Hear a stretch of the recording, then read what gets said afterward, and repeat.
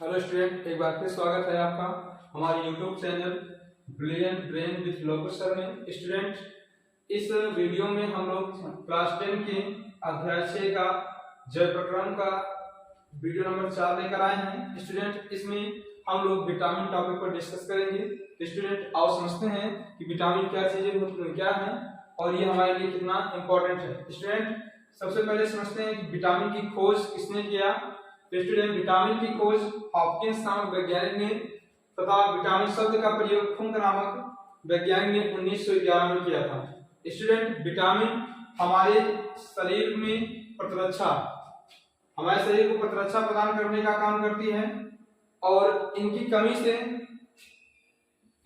से अपूर्णता रोग होते हैं। तो स्टूडेंट, यदि हमारे शरीर में विटामिन की कमी हो तो उससे कुछ डिसीज उत्पन्न होते हैं, क्योंकि ये पोषक पदार्थ जो होते हैं हमारे शरीर के लिए बहुत ही इंपॉर्टेंट हैं और ये हमारे शरीर में वृद्धि कारक के रूप में काम करते हैं। इन्हें हम लोग ग्रोथ फैक्टर भी कहते हैं। ये हमारे शरीर में ग्रोथ के लिए काम करते हैं। तो स्टूडेंट, अगर इनकी कमी होगी तो उस रोग को हम लोग डिफिशियंसी डिसीज या अपूर्णता रोग कहते हैं। स्टूडेंट, विटामिन का उत्सर्जन होना बहुत डिफिकल्ट कंडीशन है। अधिकतर इनकी अधिक मात्रा का उत्सर्जन संभव नहीं होता है, अतः इनकी और अधिकता दोनों ही, इनकी कमी और अधिकता दोनों ही रोग उत्पन्न करते हैं। स्टूडेंट, विटामिन के टाइप्स देखेंगे। विटामिन कितने प्रकार का होता है। मुख्यतः विटामिन 2 प्रकार का होता है। उसके पहले हम समझ लेते हैं कि विटामिन हमारे शरीर में होने वाली सभी प्रकार की उपापचयी क्रियाओं में भी मदद करता है। स्टूडेंट, उपापचयी क्रियाएं जो होती हैं हमारे शरीर में, उनमें विटामिन का अहम रोल होता है और ये उपापचयी क्रियाओं के द्वारा वृद्धि हेतु हमारे शरीर में कार्य करते हैं।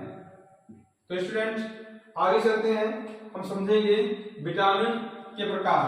विटामिन कितने प्रकार का होता है। तो स्टूडेंट, विटामिन मुख्यतः 2 प्रकार के होते हैं। विटामिन के प्रकार। स्टूडेंट, समझते हैं हम लोग विटामिन के प्रकार। तो विटामिन का प्रकार जो है ये मुख्यतः 2 प्रकार के होते हैं। नंबर 1, जल में घुलनशील विटामिन। नंबर 2, वसा में घुलनशील विटामिन।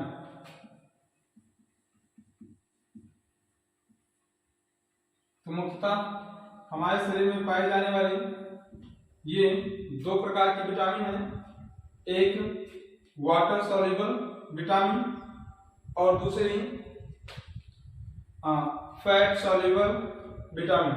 तो स्टूडेंट्स, समझते हैं कि वसा सॉल्युबल विटामिन क्या होती है। स्टूडेंट, वह विटामिन जो जल में विलय होते हैं, जिन्हें जल में मिलाने पर उसमें विलय हों या पूर्णतः विलय होते हैं, ऐसे विटामिन को हम लोग जल में घुलनशील विटामिन का नाम देते हैं। जैसे जल में घुलनशील विटामिन हमारी विटामिन बी और सी। स्टूडेंट, बहुत बार क्वेश्चन पूछा गया है बोर्ड परीक्षा में कि जल में घुलनशील विटामिन के नाम बताइए। तो स्टूडेंट, ये बहुत ही इंपॉर्टेंट है आपके लिए कि जल में घुलनशील विटामिन का नाम बी और सी होता है। तो स्टूडेंट, शेष हमारे पास जो विटामिन बचती हैं, जैसे ए, डी, ई, के, ए, डी, ई, के, ये विटामिन वसा में घुलनशील होती हैं। वसा में घुलनशील विटामिन वे विटामिन है जिनको तेल या वसा में डालने पर पूर्णतया विलीन हो जाती हैं, उन्हें हम वसा में घुलनशील विटामिन कहते हैं। तो स्टूडेंट, हमारे पास टोटल 5 प्रकार की विटामिन होती हैं मुख्यतः, जिसको हम लोग ए, बी, सी, डी, ई व के नाम से जानते हैं, जिसमें से बी सी विटामिन जल में घुलनशील और ए, डी, ई के विटामिन जो है वसा में घुलनशील होती है। तो स्टूडेंट, आओ समझते हैं आसान तरीके से कि किस प्रकार हम समझ सकते हैं जो विटामिन है वसा में घुलनशील है या जल में। तो स्टूडेंट, हमको काफी टाइम क्या होता है कि जब हम एग्जाम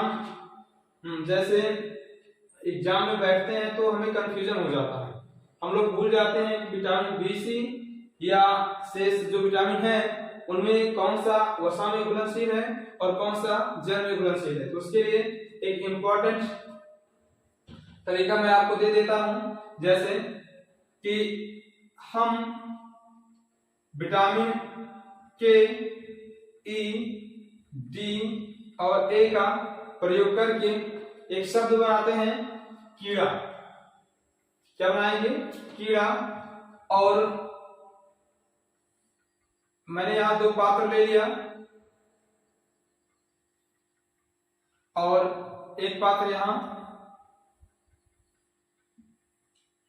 एक पात्र में मैंने जल और एक पात्र में वसा यानी कि तेल रखा। स्टूडेंट, हम इस कीड़े को विटामिन, जो कीड़ा बताया गया आपको, इन विटामिन को एक बार जल में डालते हैं। जब हम लोग विटामिन को जल में डालते हैं तो देखते हैं कि ये जो कीड़ा है ये जल की सतह पर तैरता रहता है। स्टूडेंट, आपने देखा होगा कि जब कीड़े जल में गिरते हैं तो उनकी सतह पर तैरते रहते हैं, यानी कि उसमें डूबते नहीं। तो इस प्रकार क्या होगा, जब मैंने इस कीड़ा नामक विटामिन को इसमें डाला तो इसकी सतह पे तैरता रहता है, इसमें घुलता नहीं है, डूबता नहीं है। पुनः इसी प्रक्रिया को हम तेल के साथ करते हैं और जब इस तेल में या वसा में हम लोग इस विटामिन को मिलाते हैं तो देखते हैं कि धीरे धीरे ये जो कीड़ा हमारा है जैसे ही जल की सतह पर छोड़ा जाता है वो धीरे धीरे जल के अंदर बैठना प्रारंभ कर देता है। तो इसे ये समझ में आता है कि यदि कीड़े को जल में डाला जाए, यानी कि विटामिन ए, डी, ई, के को जल में डाला जाए तो ये तैरते रहते हैं, मतलब उसमें घुलनशील नहीं। और यदि इन्हें हम वसा या तेल में डालते हैं तो ये कीड़ा जो होता है जल में डूब जाता है, वसा में डूब जाता है। तो इसका मतलब ये हुआ कि विटामिन जो होगा हमारा ए, डी, ई के वो जल में अघुलनशील है और वसा में क्या है, घुलनशील है। तो इस प्रकार से स्टूडेंट हम याद रख सकते हैं कीड़ा जिसमें विटामिन ए, डी, ई, के का प्रयोग करके हमने कीड़ा बनाया है, ये किसमें, वसा में घुलनशील है, जल में घुलनशील नहीं। ठीक, तो स्टूडेंट इसी पर अब हम समझते हैं कि हमारे विटामिन का हमारे शरीर में कार्य क्या होता है, विटामिन हमारे शरीर में क्या काम करते हैं। तो हमने आपको बताया विटामिन जैसा कि वृद्धिकारक के रूप में और प्रतिरक्षा प्रदान करने हेतु हमारे शरीर में काम करते हैं। तो स्टूडेंट इसी टॉपिक के साथ हम इस वीडियो को आगे बढ़ाते हैं, जिसमें हम डिस्कस करेंगे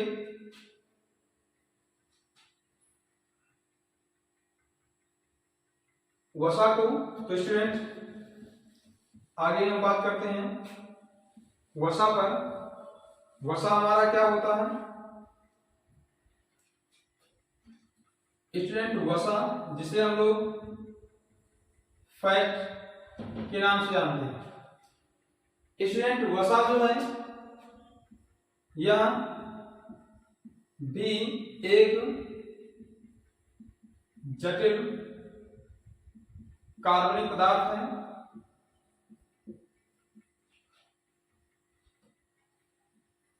जो हमारे शरीर में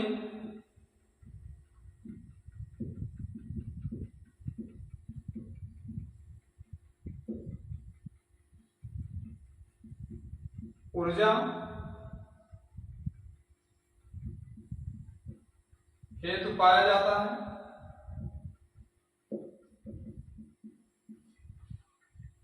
स्टूडेंट्स, जिस प्रकार से हमने कार्बोहाइड्रेट, विटामिन, प्रोटीन को डिस्कस किया, वैसे ही अगला पोषक पदार्थ हमारा वसा है, और यह भी एक जटिल कार्बनिक पदार्थ होता है जो हमारे शरीर में ऊर्जा के लिए कार्य करता है। स्टूडेंट, कार्बोहाइड्रेट जो होता है उसके 1 ग्राम से हमको 4.2 केसीएल एनर्जी प्राप्त होती है। वहीं अगर हम प्रोटीन की बात करें तो प्रोटीन के 1 ग्राम में हमको 4.2 केसीएल एनर्जी मिलती है। लेकिन यदि हम फैट के 1 ग्राम को क्या करते हैं, डाइजेस्ट करते हैं या इनका ऑक्सीडेशन करवाते हैं, तो हमको लगभग 9.2 केसीएल एनर्जी प्राप्त होती है। अतः हम जानते हैं कि सबसे ज्यादा एनर्जी देने वाला पदार्थ जो होता है वो या अधिक मात्रा में एनर्जी कौन देता है? हमें फैट देता है। तो स्टूडेंट, किंतु मैक्सिमम डाइजेशन ऑक्सीकरण जो कराया जाता है कार्बोहाइड्रेट का कराया जाता है, क्योंकि इनके द्वारा बनने वाले, इनके ऑक्सीकरण से बनने वाले जो पदार्थ होते हैं उनको वो थोड़ा हार्मफुल होते हैं। ये हार्मफुल होने के कारण नुकसानदेह हैं, हानिकारक होते हैं, इनका डाइजेशन नहीं कराया जाता है। हम मुख्यतः किसका डाइजेशन कराते हैं? कार्बोहाइड्रेट का। जैसा कि आपने शोषण में देखा होगा कि यदि हम क्या करते हैं, C6H12O6 का प्रयोग ऑक्सीजन के साथ कराएं, इनका ऑक्सीडेशन करवाएं, तो हम देखते हैं कि कार्बन डाइऑक्साइड तथा जल का निर्माण होता है, जिसमें 673 केसीएल और 38 अणु एटीपी के प्राप्त होते हैं। तो एनर्जी ये भी हमको देते हैं, लेकिन इनकी मात्रा कम होती है। इसके अकॉर्डिंग अगर हम इसकी बात करें फैट की, तो इनमें एनर्जी अधिक मात्रा में प्राप्त होती है। तो स्टूडेंट,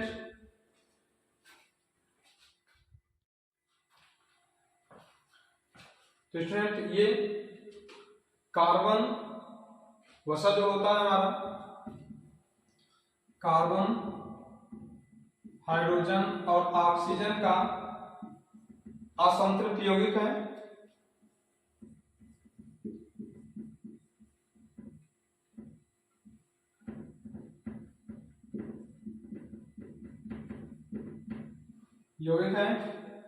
इसका मुख्य स्रोत जो है ये हमको कहां से प्राप्त होंगे? मक्खन हो गया, दूध हो गया, दही, पनीर और साथ ही ये वनस्पतियों में नारियल,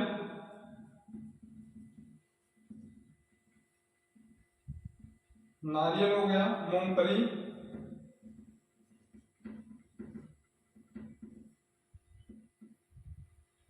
और सरसों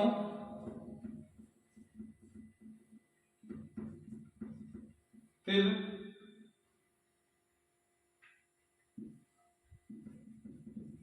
आदि में पाया जाता है। तो इसका मुख्य स्रोत जो होगा मक्खन, दूध, दही, पनीर, और वनस्पति में नारियल, मूंगफली, सरसों, तिल आदि में ये प्रमुखता से पाए जाते हैं, इनकी मात्रा अधिक पाई जाती है। तो स्टूडेंट वसा का कार्य क्या होगा, हम ये भी समझ लेते हैं कि वसा हमारे शरीर में क्या काम करते हैं। स्टूडेंट वसा का कार्य है कि यह हमारे शरीर में ताप नियंत्रक की तरह कार्य करता है, या ताप नियंत्रक की तरह कार्य करता है। और जिस प्रकार कार्बोहाइड्रेट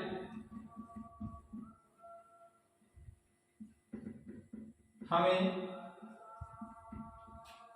ऊर्जा प्रदान करते हैं, वैसे ही कार्बोहाइड्रेट जिस प्रकार से हमें ऊर्जा प्रदान करते हैं, ठीक वैसे ही क्या होगा, वसा भी हमें ऊर्जा प्रदान करते हैं।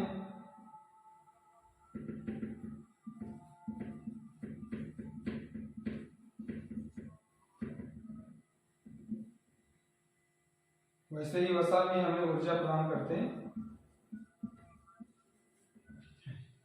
तो स्टूडेंट इसी के साथ हम इस वीडियो को यहीं पर समाप्त करते हैं। स्टूडेंट यदि वीडियो आपको अच्छा लगा हो तो अपने दोस्तों के साथ शेयर करें। चैनल पर नए हैं तो चैनल को सब्सक्राइब करें, वीडियो को अंत तक देखें, लाइक करें, शेयर करें। धन्यवाद।